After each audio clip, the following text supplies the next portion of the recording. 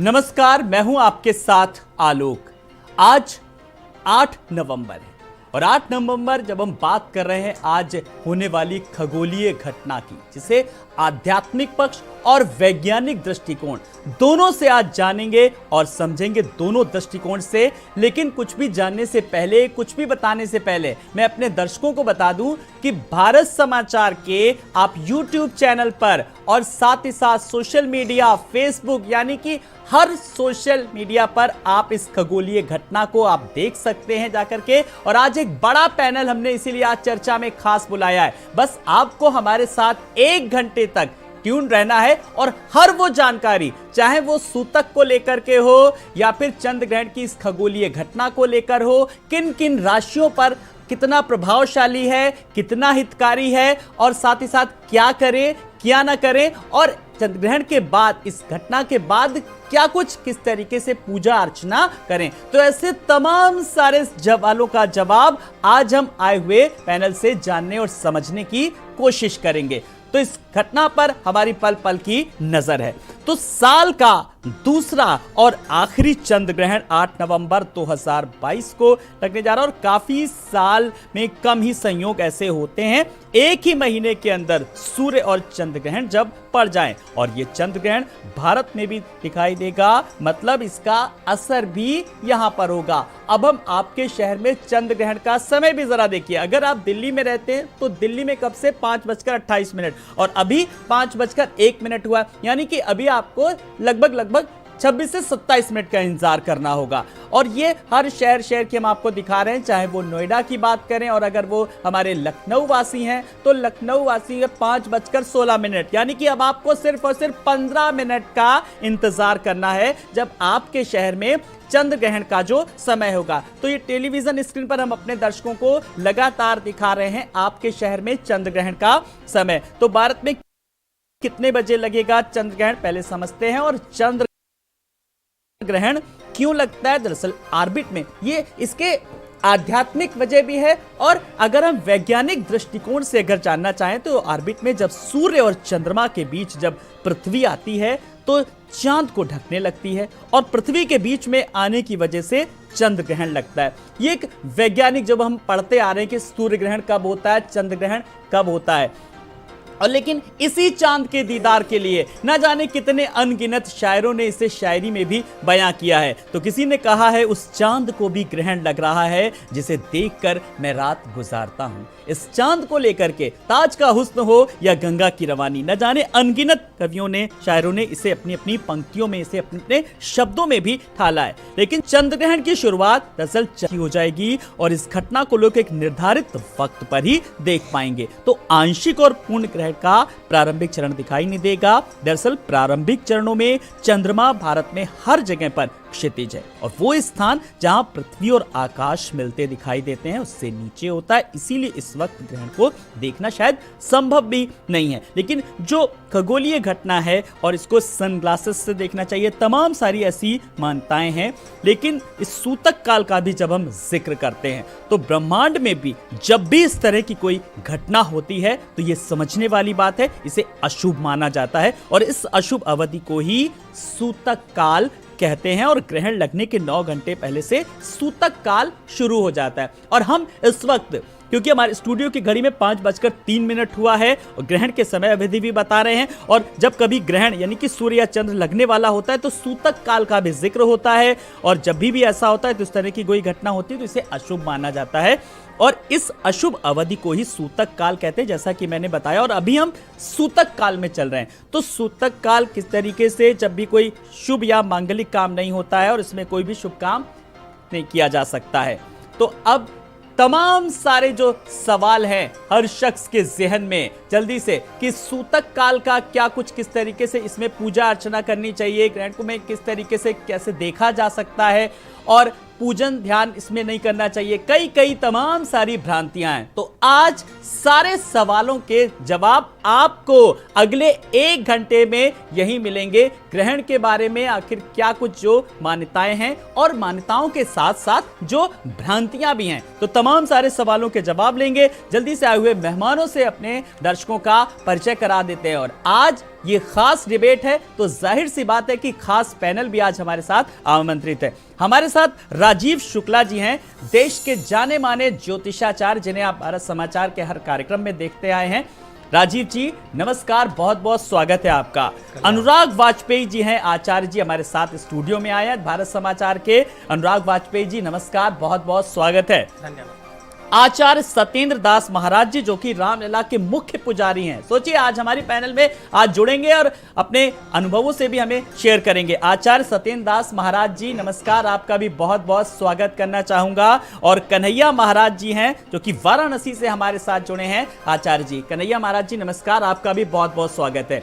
तो आज के इस डिबेट में हम जब चंद्र ग्रहण को लेकर के बात कर रहे हैं, सूतक काल को लेकर के बात कर रहे हैं, मैं सबसे पहले राजीव शुक्ला जी आपके पास आऊंगा। राजीव जी, जब हम वैज्ञानिक दृष्टिकोण और आध्यात्मिक दृष्टिकोण, दोनों ही दृष्टिकोण से अगर हम बात करें, तो इस चंद्र ग्रहण को लेकर के क्या करें क्या ना करें, किस तरीके से लोगों के जहन में सवाल है। लेकिन सबसे पहले जब हम सूतक काल की जब हम बात कर रहे हैं, कहा जा रहा है कि ग्रहण के पहले अभी हम सूतक काल में चल रहे हैं इस तरीके से, तो अभी किस तरीके से ये प्रभाव डालता है? सर्वप्रथम तो जितने भी आचार्य हैं, गुरु तत्व हैं, सत्येंद्र दास जी महाराज हैं, कन्हैया जी महाराज हैं और आचार्य जी हमारे, सबको प्रणाम। और आपके माध्यम से सभी दर्शकों को प्रणाम। और इसी के साथ ही अगर हम बात करते हैं सूतक की, तो देखिए एक चीज़ होती है स्वच्छता। सूतक मतलब स्वच्छता का बर्ताव, और बाह्य अभ्यंतर शुचि हम लोग बोलते हैं, यानी कि जो अंदर शुचिता होती है बाहर की शुचिता होती है। तो सूतक का मतलब ये होता है कि बहुत ज़्यादा घबराने वाली बात नहीं होती कि सूतक से नाम से लोग घबराएं। सूतक मतलब शुचिता। ये अभी हमने देखा कोरोना काल में कि लोगों ने सैनिटाइजेशन की बात की, तो वो व्हाट इज़ दैट सैनिटाइजेशन? वो सैनिटाइजेशन सूतक काल ही होता है और उसमें आपको शुचिता रखनी पड़ती है। तो चंद्र ग्रहण से 9 घंटे पहले का एक काल होता है जिसको कहा जाता है, जिस समय माइक्रो ऑर्गेनिज्म जो पृथ्वी पे होते हैं, जैसे फंगस, बैक्टीरियल इन्फेक्शन बढ़ने की संभावनाएं ज़्यादा होती हैं। एक भी ड्रॉप ऑफ ब्लड निकलता है, जैसे लोग कहते हैं ब्लड टेस्ट कराना है, तो मना किया जाता है कि आज ना कराओ भाई, क्योंकि अगर एक भी ड्रॉप निकलती है तो उसमें आपके माइक्रो ऑर्गेनिज्म आपको इन्फेक्टेड कर सकते हैं। तो ये ऋषि मुनियों ने लाखों साल पहले निकाला है हमारे, और प्राच्य विद्याओं में इस बात का जिक्र भी आता है। तो जब भी चंद्र ग्रहण होता है तो चंद्र की लूनर एनर्जीज जो होती हैं वो आपकी चंद्र की आपकी इम्यूनिटी ये बताता है। चंद्र आपकी कुंडली में कैसी इम्यूनिटी है चंद्र बताते हैं। तो यानी इम्यूनिटी इन जनरल लो होती है, और उसी में अगर वृद्ध हैं, प्रेग्नेंट लेडीज़ हैं, या मान लीजिए कोई ऐसे लोग हैं जो बीमार इत्यादि हैं, तो उनको ज़बरदस्ती एक्सपोजर से बचना चाहिए। एक्सपोजर मतलब बाहर जाने से बचना चाहिए। लेकिन इसका मतलब ये नहीं है कि अगर आप कुछ हो जाएगा, कुछ होएगा नहीं। जैसे लोग कहते हैं ना कि घबराने वाली बात नहीं होती है। वैज्ञानिक दृष्टिकोण ये कहता है कि आप बाह्य और अभ्यंतर शुचि, अंदर की भी शुचिता रखिए, क्योंकि गलत अगर आपके दिमाग में, माइंड में कुछ बातें आएंगी तो आप गलत निर्णय ले सकते हैं। तो कहा जाता है जप करो, कहा जाता है ध्यान करो, कहा जाता है इतनी संख्या में ये करो, गंगा जल का पान करो, या ये सारी चीज़ें बताई जाती हैं। कुशा, तुलसी इत्यादि का प्रयोग बताया जाता है। क्या करें क्या ना करें, इस सवाल का भी मैं जवाब लूंगा। लेकिन आज जिस सूतक को लेकर के आपने इतने सालों से जो भ्रांतियां थी राजीव जी, उसको दूर कर दिया और बड़ी सरल भाषा में आपने बताया कि शुचिता से जोड़ करके बताया। यही मैं अपने दर्शकों को कह रहा हूं कि भ्रामक मत होइए, पैनिक मत होइए। देखिए सूतक को लेकर भी कि सूतक काल चल रहा है, अशुभ माना जाता है। आचार्य राजीव जी ने किस तरीके से बताया और शुचिता की बात बताई, और इसका वैज्ञानिक दृष्टिकोण भी उन्होंने बताया, वैज्ञानिक रीजन भी बताया, साफ सफाई से भी जोड़ करके देखा। हमारे साथ आचार्य सत्येंद्र दास महाराज जी हैं। सत्येंद्र दास महाराज जी नमस्कार, एक बार फिर से आपका बहुत बहुत स्वागत करना चाहूंगा। चंद्र ग्रहण के समय जो खास जतन किए जाते हैं, किस तरीके से क्या कुछ जाप करने चाहिए, आपने तो तमाम सारे ऐसे ग्रहण देखे, हमारे दर्शकों से क्या कहना चाहेंगे सत्येंद्र दास जी? देखिए, जैसे 9 घंटा पहले चंद्र ग्रहण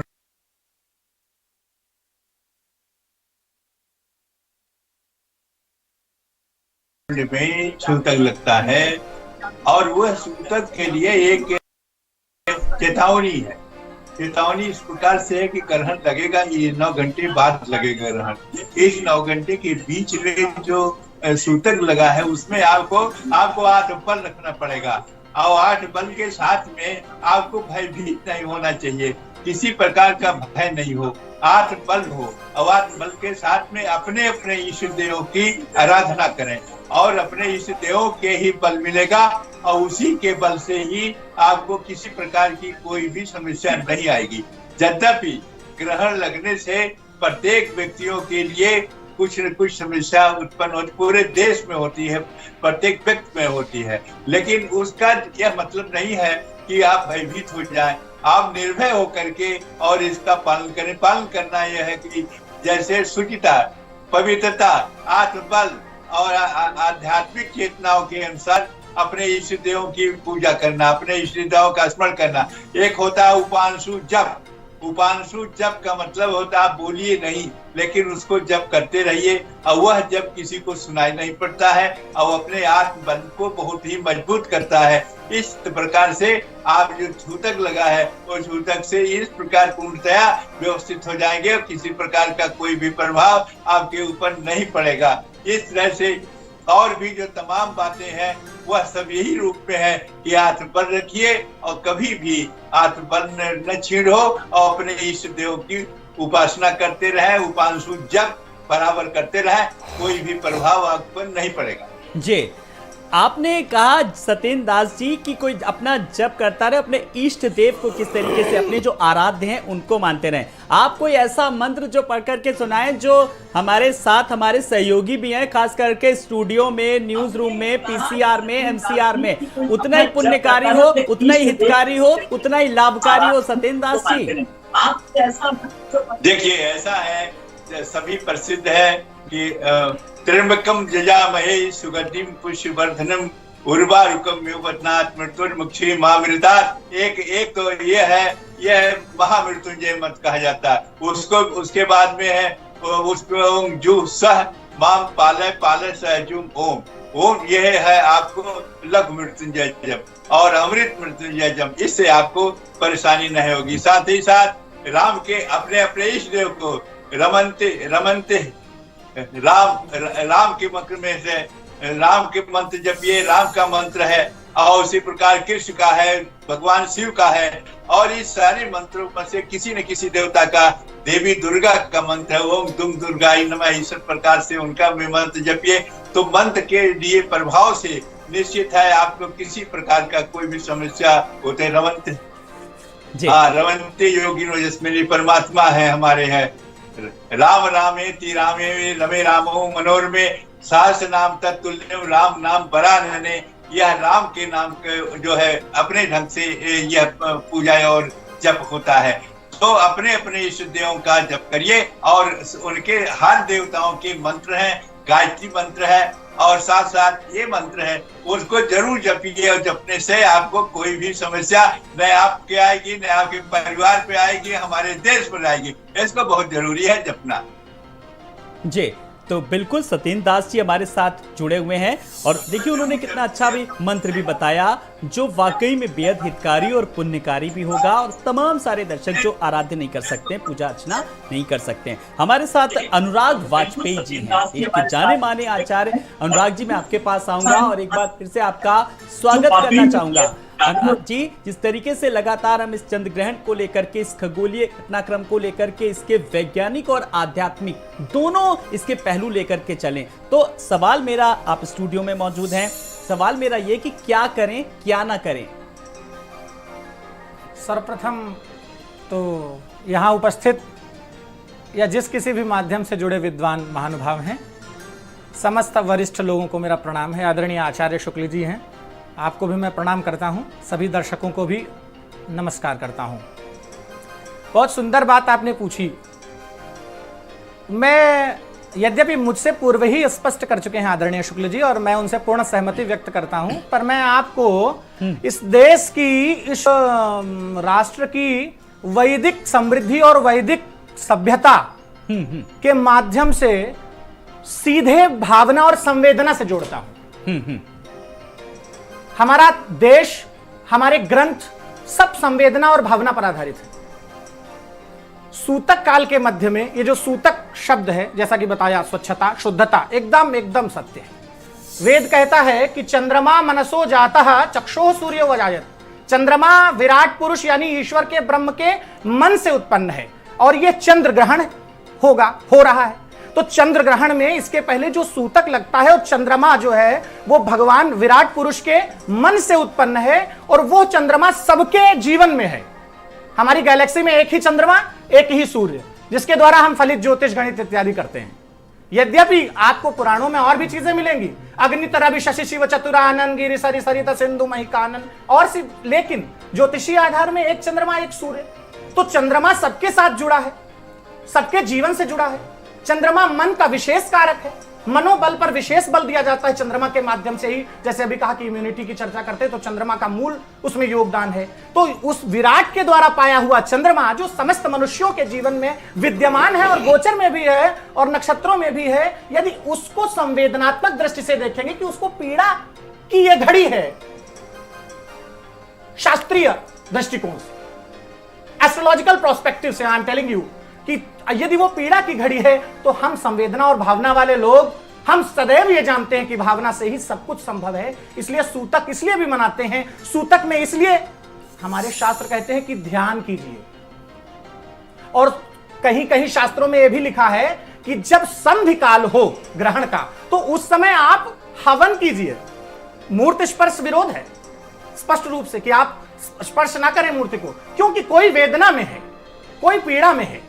तो सूतक में हम उनका ध्यान, मतलब उनको ध्यान उनका करें और किसी भी अपने इष्ट देव का ध्यान करें जिसके माध्यम से हमारी एनर्जी ट्रांसफॉर्म होकर के वहां तक पहुंचे और उनकी पीड़ा में हमसे जो सहयोग हो रहा है उस सहयोग से हम सबका जीवन निश्चित रूप से सिद्धि को प्राप्त होगा। तो लोग कहते हैं कि ग्रहण में पूजन नहीं करना, जब मानसिक उपांश ध्यान के द्वारा आप निश्चित रूप से अपने चंद्रमा को भी और उस स्थिति को चंद्रमा की ठीक कर सकते हैं। जी बिल्कुल, यानी कि एक तरीके से कहा जा सकता है राजीव जी कि एक एनर्जी का सारा खेल है। अगर मैं ये वैज्ञानिक पहलू लेकर के बात करें, कहते भी हैं एक सूर्य है, एक गगन है, एक है धरती माता, दया करो प्रभु एक बने, सबका एक हो नाता। और इसी एक से नाते को तो हम सबको बरकरार रखना है, बनाए रखना है। देखिए, एकम सत्य विप्रा बहुधा वदंती। आचार्य वाजपेयी जी ने बड़ी अच्छी बात कही कि एक विराट पुरुष है और उस विराट पुरुष के ही मन का कारक चंद्र है और मन चंद्र ही है। जैसे पद्मनाभम सुरेशम बोलते हैं तो उनके नाभि से ऐसा नहीं है कि एक कोई विराट पुरुष है और उसकी हम लोग ये संकल्पना बताते हैं, पर्सोनिफिकेशन बताते हैं तो लोगों को समझ में आता है। अगर हम पुराणों इत्यादि को जो जोड़ते हैं, कभी कभी लोग कटाक्ष करते हैं कि बड़ा अनसाइंटिफिक है।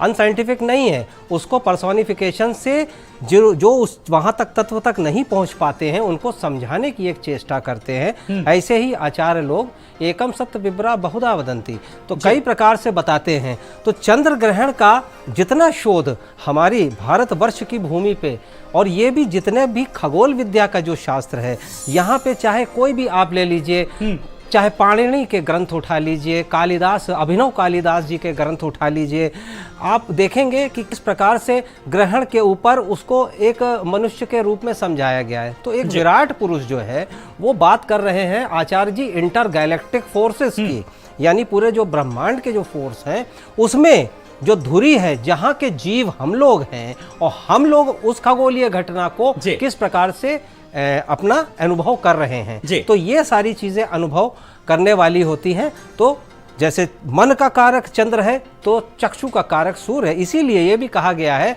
अगर आपकी कुंडली में, कुंडली मतलब जब आप पैदा हुए, बॉर्न हुए, जन्म लिया, जब आपकी नाभ कटी, उस समय जब आपका एग्जिस्टेंस आया इस संसार में, उस समय आपने कौन कौन सी एनर्जी आपने अपने अंदर, अपने लग्न में और अपने भाग्य को बनाने में कौन कौन सी ऊर्जाएं किस किस प्लैनेट से ली।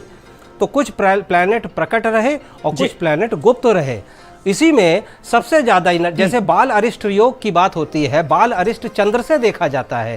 चंद्र से ही क्यों बाल अरिष्ट देखा जाता है 12 साल की उम्र तक? क्योंकि बच्चे को इम्यूनिटी की सबसे ज्यादा जरूरत जो पड़ती है वो 12 साल की उम्र तक पड़ती है। डॉक्टर खुद कहते हैं, साइंस कहती है कि 12 साल की उम्र के बाद इम्यूनिटी अपने आप धीरे धीरे बन जाती है, लेकिन 12 साल तक हम लोग बाल अरिष्ट बोलते हैं और चंद्र से विशेष रूप से देखते हैं जब एडवर्सली प्लेस्ड हो जाते हैं चंद्र।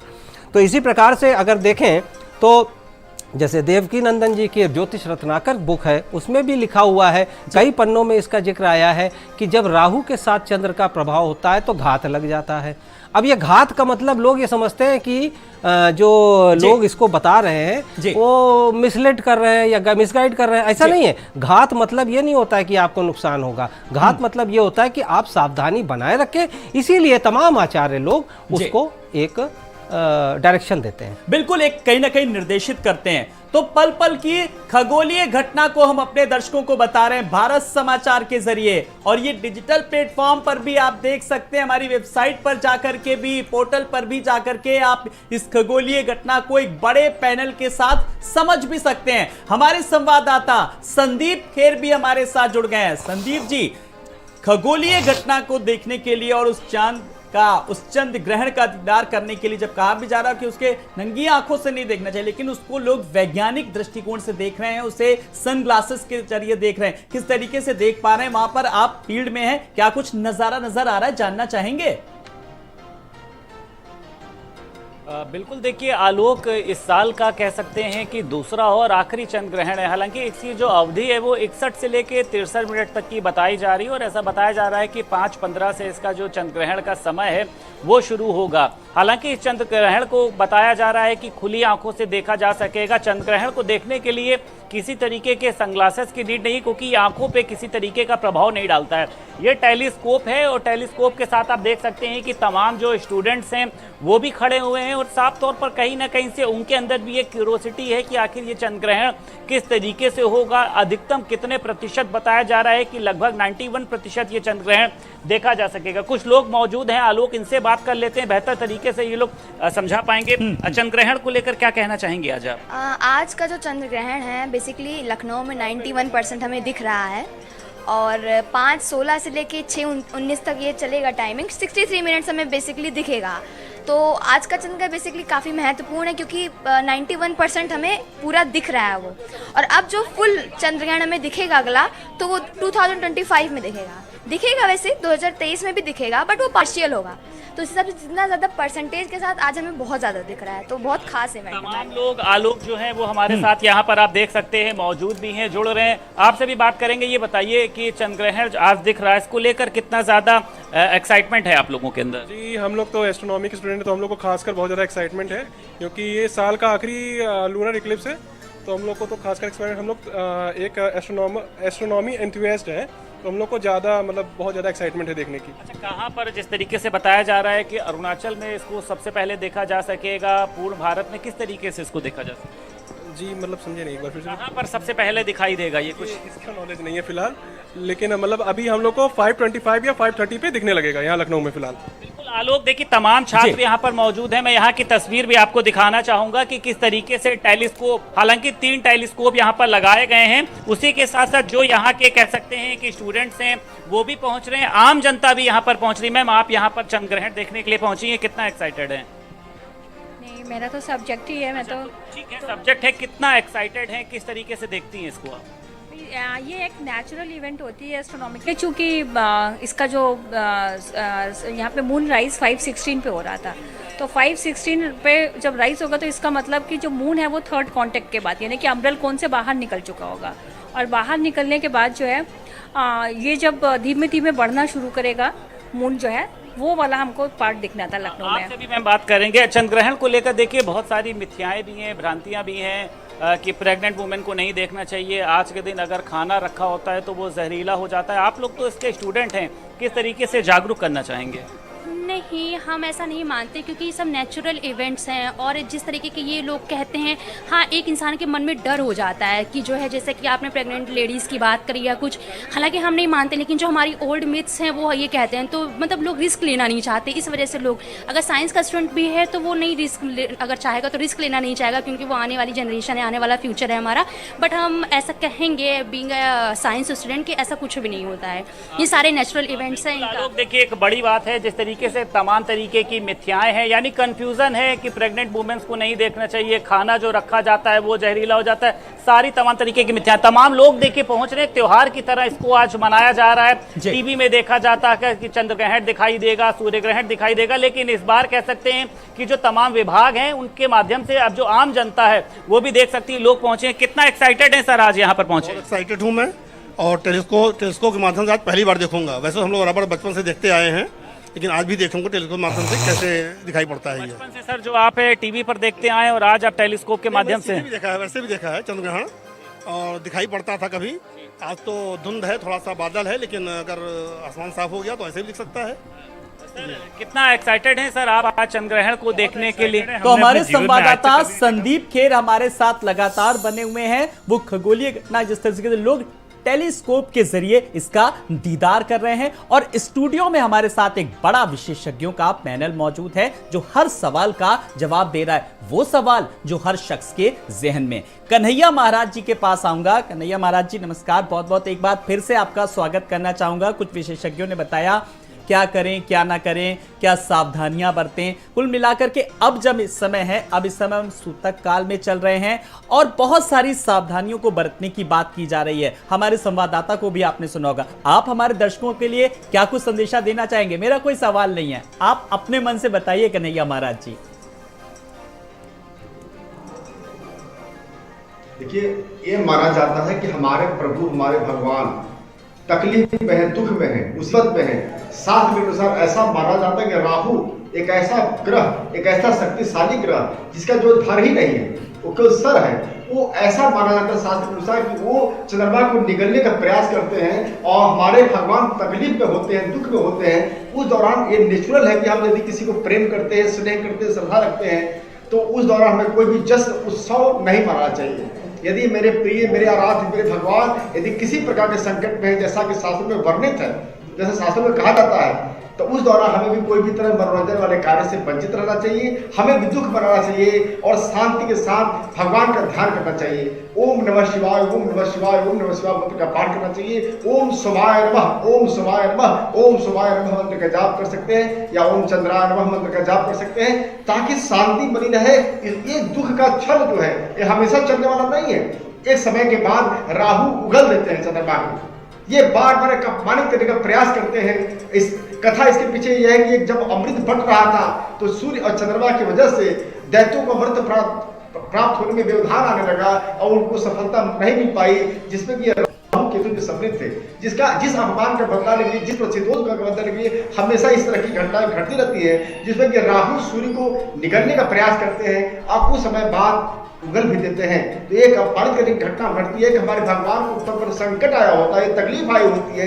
जो लोग भक्त हैं, जो लोग भगवान की सेवा में हैं, जो लोग श्रद्धालु हैं, जो लोग धर्म को मानते हैं, उस दौरान किसी प्रकार की पूजा पाठ या भगवान का पूजा या भोग लगाना या कैसा धार्मिक देवताओं को चुनना पड़े, इससे दूर रहने में भलाई समझते हैं और शांति भाव बनाकर चुपचाप से भगवान का भजन करते हुए शांति बनाए रखते हैं। उस दौरान किसी प्रकार की लड़ाई झगड़ा गाली गलौज नहीं करना चाहिए।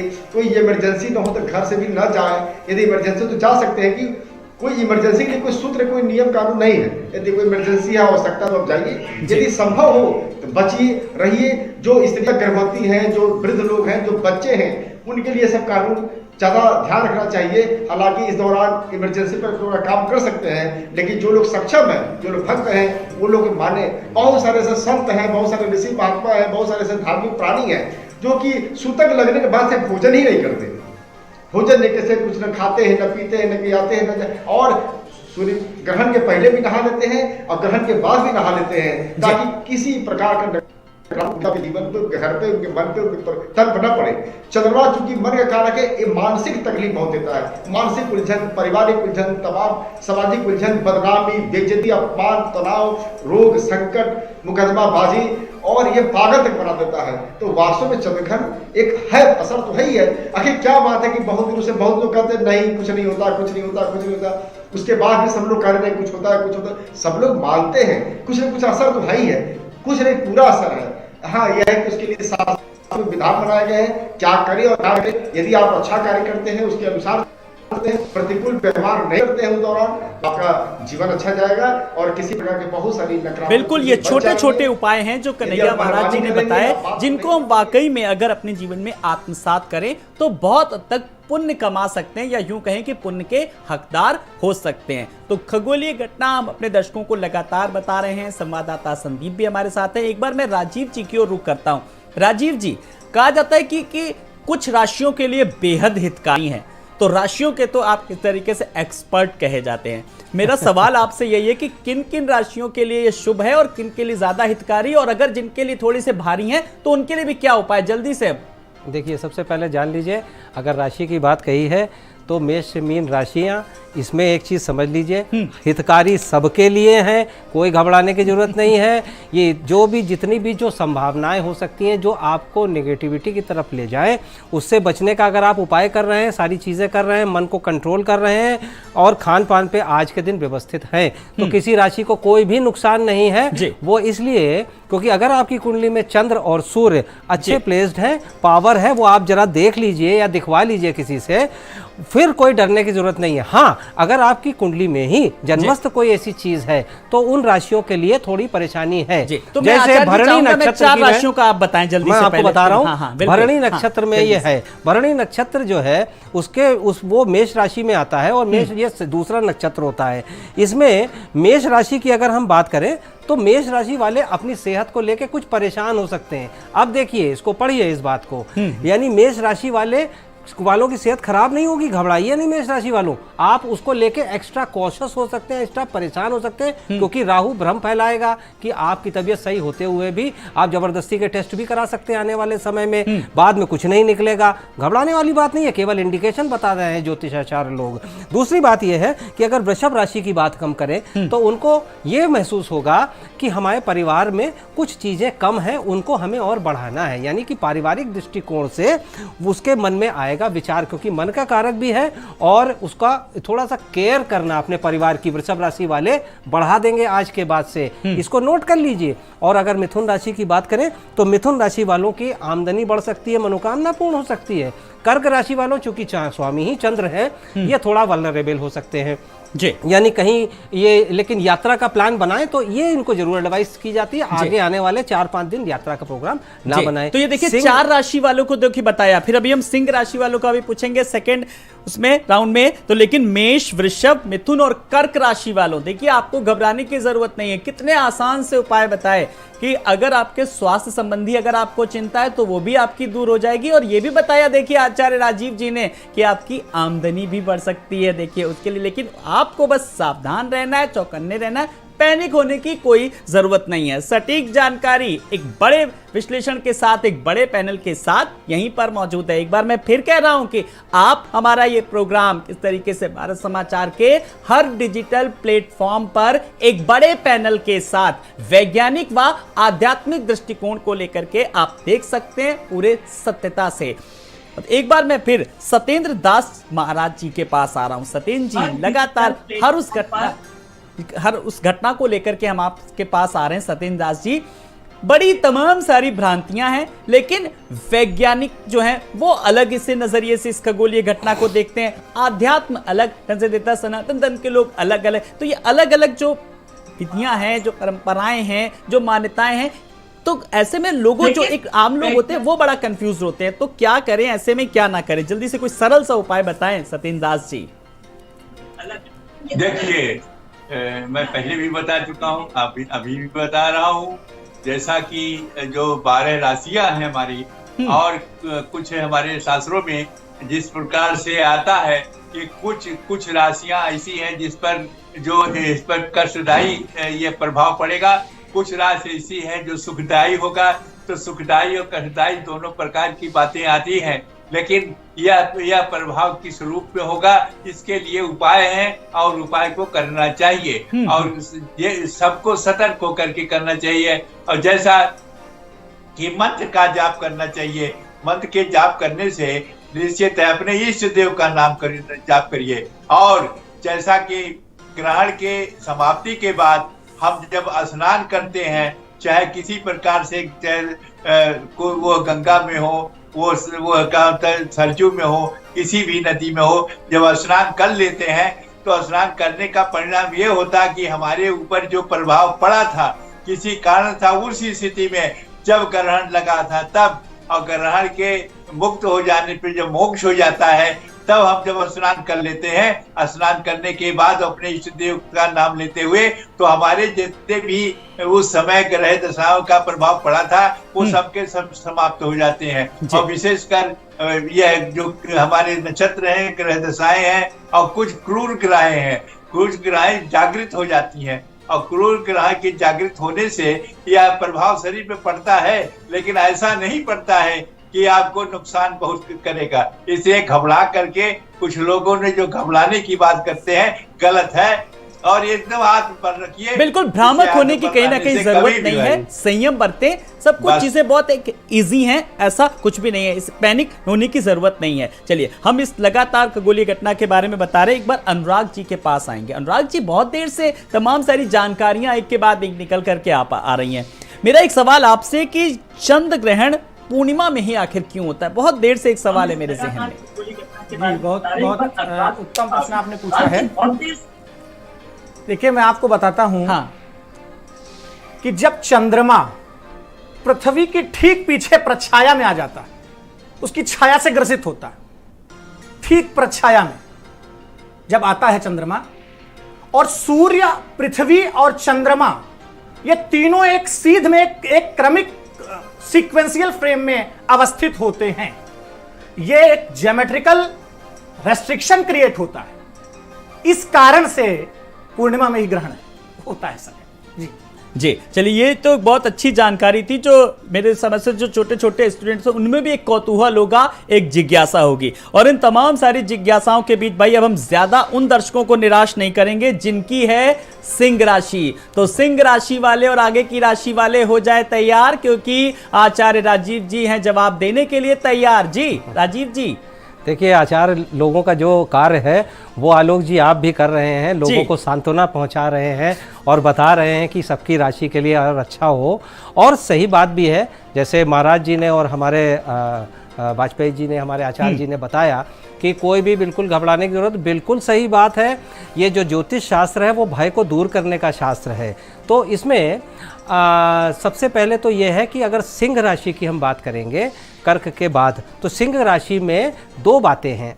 आप लोग को थोड़ा सा वर्क करना पड़ेगा, अपने सूर्य की पोजीशन देखनी पड़ेगा। सूर्य स्ट्रांग है तो आपको बहुत ही अच्छा लाभ होने वाला है, और अगर सूर्य कहीं कतिपय स्ट्रांग नहीं है तो आपको ज़्यादा नहीं, अगले 5 दिन आपका जो मन माफिक लाभ होना था, हो सकता हो वो किन्हीं कारणों से रुक जाए, लेकिन लाभ आप अवश्य आपको प्राप्त होगा। आपकी सामाजिक प्रतिष्ठा बढ़ने जा रही है। अब देखिए, चंद्र ग्रहण का नाम और प्रतिष्ठा आपकी बढ़ रही है।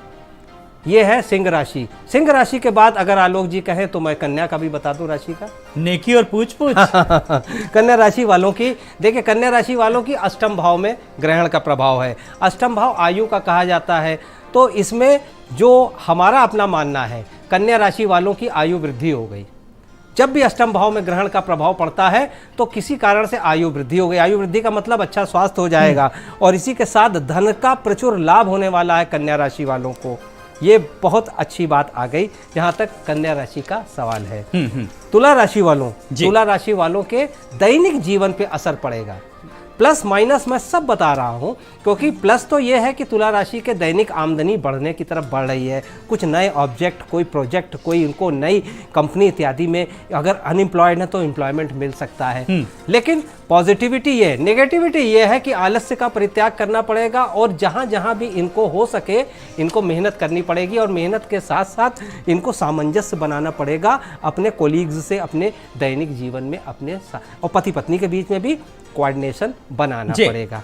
तो तुला राशि हो गई। तुला राशि के बाद अगर आलोक जी कहें तो वृश्चिक राशि। बिल्कुल, मैं आपसे आगे की राशि के बारे में भी जानूंगा, लेकिन मैं अपने दर्शकों को बता रहा हूं, ये सीधी तस्वीरें हम अपने दर्शकों को लगातार दिखा रहे हैं। तो सूतक में रहना होगा सावधान, और 4 ग्रहों से किस तरीके से सप्तक योग है। मैं एक बार सत्येंद्र जी के पास चलूंगा। सत्येंद्र जी, पल पल की बदलती वो तस्वीर अपने दर्शकों को हम दिखा रहे हैं। जरा सा चंद्र राहु का जो अजब संयोग के बारे में सुनते आ रहे हैं लगातार, तो इस संयोग से हमारे देश का, हमारे राष्ट्र का, हमारे समाज का कितना ये चीजें प्रभावित करेंगी, ये अजब संयोग जो कहा जा रहा है। सत्येंद्र दास जी, देखिए जो क्रूर ग्रह हैं, चाहे राहु हुआ या केतु हुआ, ये क्रूर ग्रह दशाएं, यह जब ग्रहण लगता है तो ग्रहण लगने से जो हमारे इनकी छाया न पड़ने से जो वनस्पतियां हैं वो प्रभावित होती हैं। तो क्रूर ग्रह के कारण से हमारे देश के ऊपर प्रभाव पड़ता है और देश के लिए यह कुछ न कुछ समस्या पैदा करेंगे। लेकिन ये समस्याओं का समाधान करने के लिए भी हमारे बहुत से उपाय हैं, उसको करना पड़ेगा। यह देख लीजिए, जान लीजिए कि क्रूर ग्रहों के लिए बहुत सी है। हमारे जो प्रार्थना है क्रूर ग्रहों के लिए कि ओम ब्रह्मा मुरारी त्रिपुरांतकारी भानु शशि भूम सुतो बुधस्य गुरु से शुक्र संलाव की दवा सर्वे ग्रह शांति करा भवंतो, सभी ग्रह को शांति करने के लिए भी हमारे पास साधन है। इसलिए इसको करते रहेंगे तो निश्चित है हमारे देश के ऊपर कोई भी इसका प्रभाव नहीं पड़ेगा, और ऐसा करना ही सभी के लिए लाभकारी है। और ऐसा करने नहीं करेंगे तो परिणाम ये होगा कि कोई न कोई प्रभाव छोटा बहुत पड़ेगा, चाहे वो रोग के रूप में हो, चाहे आप परिवार कलह के रूप में हो, चाहे और किसी प्रकार के हो, प्रभाव पड़ता रहेगा। और इसके लिए अपने जो हमने बताया, बिल्कुल ये छोटे छोटे उपाय जो हैं ये करना होगा। थोड़े से जो कुछ अगर कहीं पर अपना चीजें प्रभाव डालती हैं तो उनसे भी कहीं ना कहीं कुछ उपाय भी हैं उसके लिए, जिन उपायों को कर करके ये समस्याएं दूर की जा सकती हैं। एक बार मैं कन्हैया महाराज जी आपके पास आ रहा हूं। कन्हैया जी, कुछ टेक्निकल इश्यू आ रहा है जिसके चलते मैं आपके पास बार बार नहीं आ पा रहा हूं, लेकिन अगर आपको मेरी आवाज मिल रही है तो मेरा एक सवाल आपसे कि बहुत सारी देर से इतना सुनते आ रहे हैं क्या करें क्या ना करें, खान पान को लेकर के चीजें हुई, लेकिन इस बीच जो आज जिन्होंने छुट्टी मनाई वो तो अपने घर पे सब कुछ पूरे विधि विधान से कर लेंगे। अब जैसे जो मजबूर लोग हैं जिनको ऑफिस आना पड़ रहा है, जिनके बॉस छुट्टी भी नहीं दे रहे हैं, वो ऑफिस में कैसे करें जितना उनको पुण्य का भी लाभ हो जाए।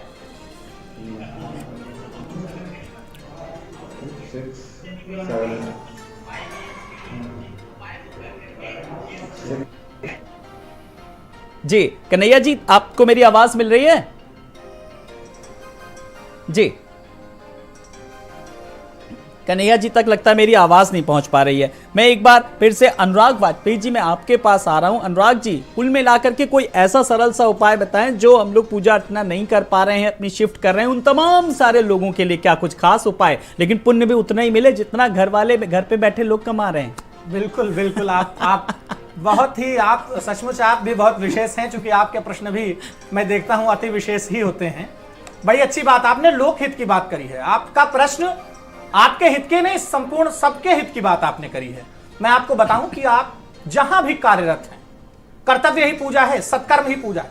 आप जिस भी कार्य में रत हैं, ग्रह की स्थिति को देखते हुए, ग्रहण की स्थिति को देखते हुए, सूतक काल की स्थिति को देखते हुए मन से प्रार्थना कार्य को, जो भी आप शिक्षक हैं यदि, तो जो कार्य कर रहे हैं वो करिए।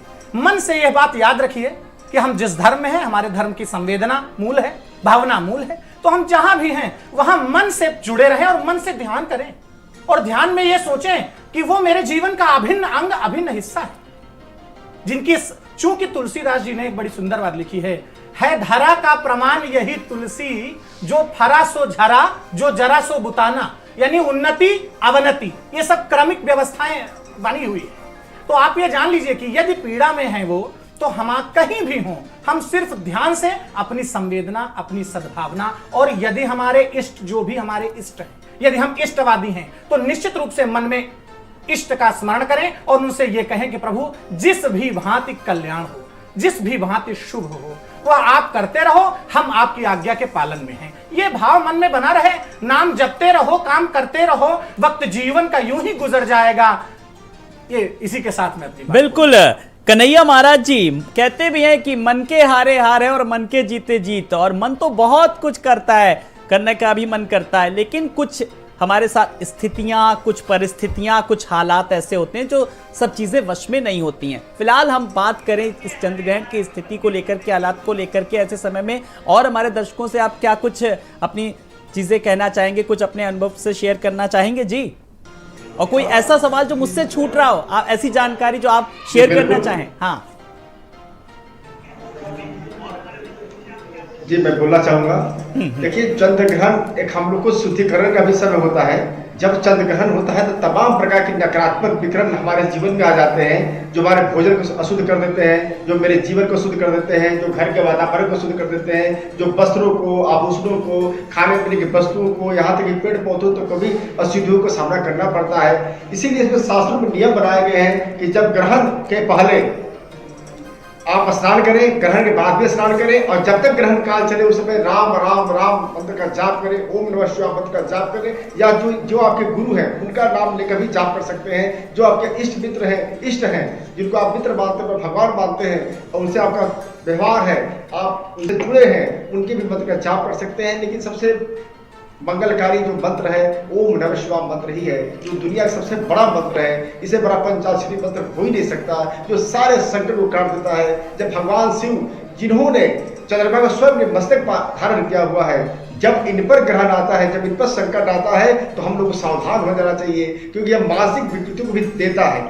चंद्र ग्रहण का असर हमारे पूरे समाज पर पड़ता है, पूरे पल पल पर, पूरे समाज पर, पूरे हर वर्ग पर पड़ता है। ये महसूस करने वाली चीज है, देखने वाली चीज है। आप देखिए, आज चंद्र ग्रहण हो रहा है, परसों के बाद से, कल से, आप देखिए, बिल्कुल देखना है और इसे महसूस भी करना है और इसे आत्मसात भी करना है इस घटना को किस तरीके से और हर दृष्टिकोण से। एक बार मैं फिर आचार्य राजीव जी के पास आऊंगा। राजीव जी, देखिए, अब अगली जो आप राशि का बताने जा रहे हैं राशिफल, वो भी हमारे दर्शकों को बता दीजिए, क्योंकि वो बेसब्री से इंतजार कर रहे हैं। देखिए, एक चीज़ है, हम क्रम से तुला तक बता चुके हैं। तुला राशि के बाद का प्रभाव वृश्चिक राशि पे होता है। वृश्चिक राशि वालों पे एक चीज़ देखी गई है कि इनका चंद्र जन्मस्थ यानी कि जन्म कुंडली में ही डेबिलिटेटेड होता है, यानी नीचस्थ होता है। लेकिन बिल्कुल घबराने की बात नहीं है, डेबिलिटेटेड चंद्र भी राजयोग बनाता है, अच्छे राजयोगों को ये प्राप्त करते हैं। लेकिन जब जब चंद्र ग्रहण होता है, एक ये रिसर्च का विषय है, ये देखा गया है, छोटी छोटी मौसमी प्रकोप या थोड़ा सा स्वास्थ्य में उतार चढ़ाव वृश्चिक राशि के होता है, हो सकता है। अब दूसरी बात, धनु राशि की अगर हम लें, अगर आप अलाउ करें तो धनु राशि, अनुमति तो धनु राशि वालों को बहुत अच्छा स्वास्थ्य, संतान पक्ष की तरफ से बहुत कोई गुड न्यूज़, और इसी के साथ बहुत समय से रुका हुआ महत्वाकांक्षा पूरी करने का कोई कार्य आपको करने को मौका मिलेगा। देखिए, ये चंद्र ग्रहण में कितना अच्छा है। लेकिन यहाँ पे एक इफ बट और है कि आपको गुरु बृहस्पति देव की ज़रूर कृपा प्राप्त करनी चाहिए, यानी जुपिटर को स्ट्रॉन्ग करना चाहिए। तो उसके अलग अलग उपाय हैं, विष्णु जी की भक्ति उसमें से एक है।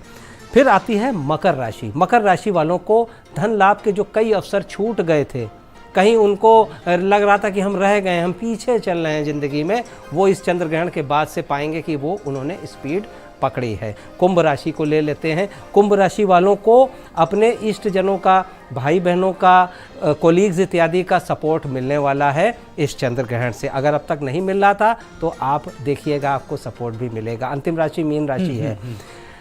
मीन राशि वालों को जरूर कुछ धन से संबंधित चिंता सता सकती है, क्योंकि चंद्र जो है द्रव्य के कारक होते हैं, धन के कारक होते हैं। इस समय बुध चंद्र का जो प्लेसमेंट है वो मिसमैनेज्ड है, तो इसलिए मीन राशि के ऊपर इसका प्रभाव पड़ेगा। कुछ समय तक चिंता रह सकती है, लेकिन चिंता के अलावा कुछ नहीं है। एक बात अगर आप परमिशन दे तो मैं और सर, बिल्कुल, आप लोगों को ही सुनने के लिए मैं बैठा हूं सर, और अपने दर्शकों तक अपनी बात पहुंचा रहा हूं। जैसे मंत्र का और जप की एक बात हो रही है, तो जप हमेशा किसी भी स्थिति में, कैसे भी, किसी भी पोजीशन में, जैसे आपने कहा कि जो कार्य लोग कर रहे हैं वो क्या करें, वो उपांशु जप यानी कर सकते हैं। क्योंकि जप के बारे में एक बात तुलसीदास जी ने कही है, आचार्य जी ने बड़ी सुंदर बात कही तुलसीदास जी की। तुलसीदास जी से किसी ने पूछा कि हम कैसे भी मंत्र कर सकते हैं, हम कार्य करते हैं, क्या हम अंदर मंत्र करके कर सकते हैं, अगर गुस्सा आ जाए तो गुस्से में भी मंत्र कर सकते हैं। तो उन्होंने कहा, तुलसी मेरे राम को रीझ भजो चाहे खीज, भौम पड़ा जामे सभी उल्टो सीधो बीज। यानी जमीन पे जो बीज जाएगा, चाहे उल्टा डालो, चाहे सीधा डालो, चाहे पटक के डालो, चाहे बहुत प्रेम से डालो, उगेगा ही उगेगा। जी, वाह, अब आपने इतने सारे सवालों के जवाब दे दिए, अब तो कौतूहल होने लगा है। राजीव जी, एक सवाल का जवाब दे दीजिए। आपने कहा संतान की प्राप्ति भी कुछ राशियों के लिए, तो लगे हाथ तो ये भी बता दीजिए शादी का संयोग किन किन राशि वालों के लिए बन रहा है, जरा ये भी दर्शक जानना चाहेंगे। देखिए, विवाह का संयोग, वैसे मैं आपको बताऊं, आपकी कंसर्न मैं समझ रहा हूं कि आप ज़्यादातर लोगों को चाहते हैं भला हो विवाह, उसमें से एक मांगलिक कार्य है। मांगलिक कार्य भी चंद्र को और तिथि देख के ही होते हैं, लेकिन ग्रहण के आसपास मांगलिक कार्यों के लिए अगर कुछ आप पॉजिटिव पूछेंगे तो मुझे लगता है मेरे पास जवाब दर्शकों को प्रसन्न करने वाला नहीं है। मांगलिक कार्यों के लिए भी कम से कम चंद्र ग्रहण के बाद 12 दिन तक ऐसा प्रभाव रहता है कि विवाह के अगर योग होते भी हैं तो थोड़ा सा क्षीण मतलब कुछ कमजोर पड़ जाते हैं। लेकिन जब ग्रहण का शुभ प्रभाव शुरू हो जाएगा, ग्रहण के 2 प्रभाव होते हैं, क्योंकि 180 डिग्री पर जब समसप्तक योग बनाता है सूर्य और चंद्र तभी ग्रहण पड़ता है, यानी एक राशि से बिल्कुल ठीक सामने की राशि में। तो ये जब चंद्रमा एक प्रकार से बल प्राप्त करेंगे और सूर्य बल प्राप्त करेंगे, जो कि with in 15 to 17 days from the ग्रहण से 15 या 17 दिन के, उसके बाद से किन राशियों को वैवाहिक गठबंधन के लिए अच्छा है वो मैं आपको बता दे रहा हूँ। कन्या राशि के लिए बता दे रहा हूँ मैं, बहुत अच्छा प्रभाव है। कर्क राशि के लिए अच्छा प्रभाव है, धनु राशि के लिए अच्छा प्रभाव है, मीन राशि के लिए अच्छा प्रभाव है और सिंह राशि के लिए अच्छा प्रभाव है। इसका मतलब ये नहीं और राशियों के लिए नहीं है, लेकिन इनके लिए ज्यादा कुछ फलदायक है, ये समझा जा सकता है। सत्येंद्र दास जी, एक सवाल मेरा आपसे है कि अब हम जिस तरीके से बस 6:20 तक जिस तरीके से इसका प्रभाव रहेगा, अब हम अंतिम दौर में चल रहे हैं इस ग्रहण के, अब इसके बाद किस तरीके से कहा जाएगा, क्योंकि मंदिरों के कपाट भी बंद हैं, किस तरीके से लोग स्नान करेंगे और क्या कुछ ऐसी प्रक्रिया होती है, सरल से उपाय हमारे दर्शकों के लिए बताएं कि क्या करें अब इस ग्रहण के बाद। अब इसके बाद के कपाट भी बंद है, इस तरीके से स्नान करेंगे और क्या कुछ ऐसे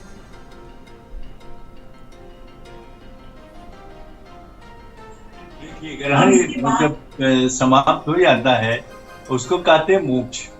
जब मोक्ष हो जाता है होने के बाद में यह जितने भी लोग हैं वो किसी न किसी जगह अपना स्नान करते हैं, जो चाहे सरयू हो, चाहे गंगा हो, चाहे नर्मदा हो, चाहे जो भी नदियां हैं जहां वो पहुंच पाते हैं। कहीं तालाबों में भी स्नान करते हैं, कोई लोग घर पर ही स्नान करते हैं।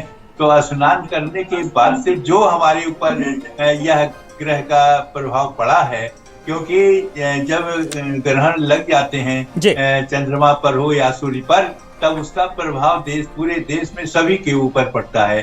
और स्नान करें और स्नान करने के साथ साथ अपने इष्ट देव का स्मरण करके करें और इष्ट देव का करते ही स्नान करें। स्नान करने के बाद में उनको निश्चित है कि जो भी प्रभाव पड़ा है और प्रभाव पड़ने के बाद चाहे वो ग्रह की जिस भी राशि पर है वो जैसा कि बताया गया है कि किस राशि में शुभ है, किस राशि में अशुभ है, किस राशियों में ज्यादा है, किस राशि में कम है, बताया गया है।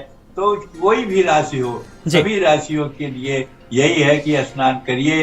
स्नान करने के बाद अपने बिल्कुल सभी राशियों के उपाय बताएं आज। जी बिल्कुल, अनुराग वाजपेयी जी, एक फाइनल कमेंट में आपसे भी चाहूंगा, किस तरीके के क्या उपाय करें? इतनी देर से चर्चा हो रही थी, कोई ऐसा चीज जो बहुत जरूरी हो बताने के लिए जल्दी से। जी मैं चूंकि यद्यपि सभी लोग बता ही रहे हैं और सभी एक ही वही बात है, उसी पर सभी लोग अपने अपने विचार रख रहे हैं, जल्दी से अंतिम चरण में एक बात मैं आपको बताना चाहूंगा। ग्रहण जब भी हो, चाहे सूर्य ग्रहण हो चाहे चंद्र ग्रहण हो, ग्रहण का काल और ग्रहण का सूतक के मध्य में आप ईश्वर की आराधना मानसिक रूप से करते रहें। जो आवश्यक कार्य हैं उनको अवश्य करें। और बच्चे हैं, मान लीजिए हमारे यहां कहा जाता है कि भाई अन्न अशुद्ध हो जाएगा, अन्न अशुद्ध अवस्था में, वो इस कारण से क्योंकि हम बहुत ही भावनात्मक और बहुत ही भारतीय संस्कृति वाले लोग। तो आप ये जान लीजिए कि अपना जो अति आवश्यक कार्य है उसको संपादित करते रहें, साथ ही वैदिक लौकिक मर्यादा बनाए रखें और सनातन संस्कृति का ध्यान बनाए रखें। इसलिए नियमों का पूर्ण पालन करें, मन से ईश्वर के होकर रहें और उससे कहें कि उनको पीड़ा मुक्त करें और आप प्रसन्न रहें। जी बिल्कुल, जो भी करें मन से करें। आचार्य राजीव, जल्दी से एक फाइनल कमेंट आपसे भी जल्दी से। वंदे बोधमयम नित्यम गुरुम शंकर रूपणम यमाश्रुतो ही वक्रोपि चंद्रा सर्वत्र वंदते। चंद्रमा यद्यपि टेढ़ा है, लेकिन चूंकि भगवान शिव के मस्तक पे विराजमान है, इसलिए वो पूजनीय हो जाता है। शीतलता क्योंकि प्रोवाइड करता है, देता है। और भगवान शिव हमको सिखाते हैं कि मस्तक ठंडा रखिए और गले के पास उसके बाद मुंडमाल और सर्प होते हैं। इसका मतलब शरीर से खूब मेहनत करिए, गर्म रखिए, क्योंकि सर्प जो है वो गर्मी का और उसका द्योतक होता है, अग्नि का प्रधानता देखी गई है। तो मस्तिष्क ठंडा रखिए और शरीर को गर्म रखिए, एक्टिविटी चालू रखिए। और इसी प्रकार से ग्रहण से निपटने के लिए ये सारे आचार्यों ने कहा है भगवान शिव जी का ध्यान, सारी अपनी एक्टिविटीज जारी रखें और जो ध्यान है वो भी जारी रखें। आप सब मेहमानों का बहुत बहुत खास धन्यवाद। राजीव जी आपका, अनुराग जी आपका भी, आचार्य सत्येंद्र दास महाराज जी आपका भी बहुत बहुत शुक्रिया, कन्हैया महाराज जी आपका भी बहुत बहुत शुक्रिया। तो इस चंद्र ग्रहण काल में जब सूतक काल चल रहा है, तमाम सारे पैनलों ने अहम जानकारियां दी। जरूरत है इन छोटे छोटे उपायों की और उनको आत्मसात करने की, जिनको हम हासिल करके, जिनको अपना करके बहुत सारा पुण्य कमा सकते हैं। नमस्कार।